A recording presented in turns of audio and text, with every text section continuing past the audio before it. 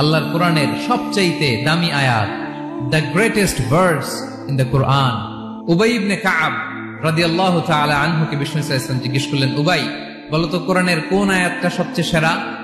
উবাই জানেন, তারপরে বললেন আল্লাহু ওয়া রাসূলুহু আ'লাম, আল্লাহ আল্লাহ রাসূল ভালো জানেন। দেখেন কত বিনয়ী ছিলেন সাহাবারা, জেনে উত্তর দিতে চাইতেন না, ভাবতেন না জানি বিশ্বনবী নতুন কিছু আমাদেরকে জানায়। বিশ্বনবী আবার বললেন, তুমি কি জানো কোরআনের সবচেয়ে শ্রেষ্ঠ আয়াত কোনটা?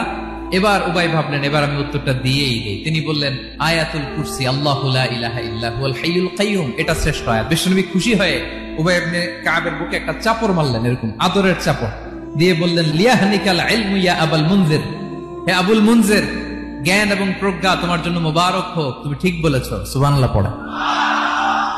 তাহলে এই প্রথম ইনফরমেশনটা আজকে জানলাম, কোরআনের সর্বশ্রেষ্ঠ আয়াতের নাম 6236টা আয়াতের মধ্যে থেকে সবচাইতে দামি আয়াত এটা।